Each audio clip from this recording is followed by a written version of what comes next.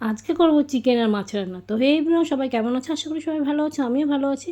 তো দেখো এখানে আমি রান্নার জোগাড় করে নিয়েছি আর চিকেন আর মাছই শুধু করবো, যেহেতু কালকে একটু ডাল আছে বেঁচে। আর আমি ডাল করলে একটু বেশি করে করে রাখি, যেহেতু ছেলেও ডাল খায় না, আমিও ডাল খাই না, সেজন্য হচ্ছে ডাল একটুখানি বেশি করে করে রাখলে তো আমাদের আর অসুবিধা হয় না, বড় দুদিন হয়ে যায়। তো এখানে দেখো মাছটা করবো বেগুন আর একটু মূলো দিয়ে, আর মাছের মধ্যে দেবো পোস্ত, শসা আর কাঁচা লঙ্কা বাটা। তো আমরা শসাটা ডাইরেক্ট খাই না, মানে শুধু শুধু শসা খাই না, ওর মধ্যে যখনই খাই একটু পোস্ত মিলিয়ে দিই। আর করবো চিকেন, আর চিকেনটা কীভাবে করবো সেজন্য তোমাদের আজকে পুরো ভিডিওটা দেখতে পাবো। চিকেনের জন্য রসুন কাঁচা লঙ্কা করে রেখেছি, আর এখানে পেঁয়াজ টমেটো, আর এখানে দেখো কাজু আর পোস্ত করে রেখেছি। কালকে না একটুখানি শাহি পনির বানিয়েছিলাম, তো ছেলের আবদার, তো আজকে ওইভাবে একটু চিকেন বানিয়ে দিতে হবে, সেই জন্য বানিয়ে। আর কালকে এত মাথা ব্যথা ছিল সেজন্য আর কোনো রান্নার ভিডিও দিইনি, ফটাফট রান্না করেছি আর বিছানায় এসে শুয়ে পড়েছি। তো আজকে সেজন্য আবার রান্নার ভিডিও দিচ্ছি।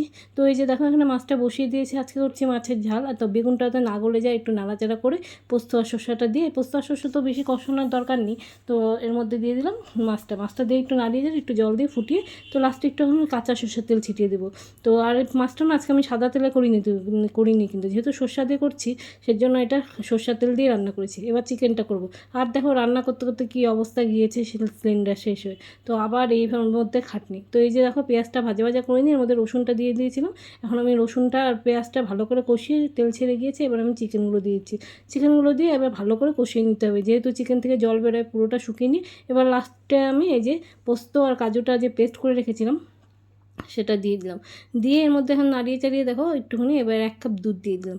দিয়ে ফ্রেশ ক্রিম ঘরে থাকলেও ভালো হতো, ঘরে আমার ফ্রেশ ক্রিম ছিল না, সেজন্য তো এইভাবেই করলাম। তো এই যে এখন দেখো, এখন আমি ওই যে কুটে যেগুলোতে, ওগুলোতে আমি গরম মশলা, এর মধ্যে এলাচ, দারচিনি, গোলমরিচ, লং সব কুটে রেখেছিলাম, গরম মশলা দিয়ে দিলাম।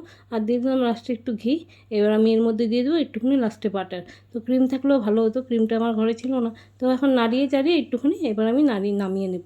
তো ছেলের আমার আবদার ছিল যে এইভাবে চিকেন খাবে, তো এইভাবে আমি সচরাচর করে দিই না, কেন কি খুবই এটা তো মানে রিচ, তো সেই জন্য করে দিই না। তো অনেক দিন পরে আজকে আবার করে দিলাম, অনেক আগে একবার করে দিয়েছিলাম।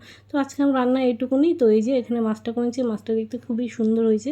তো আর এই যে চিকেনটাও খুব সুন্দর হয়েছে দেখতে, তো খেতেও ভালো হয়েছে, যেহেতু ছেলেকে একটু বাটিতে দিয়েছিলাম টেস্ট করতে, ছেলে খেয়ে বললো দারুণ হয়েছে। তো আজকের মতো আমার ভিডিওটা এইটুকুনি। টাটা। তোমরা সবাই লাইক কমেন্ট শেয়ার করে দিও।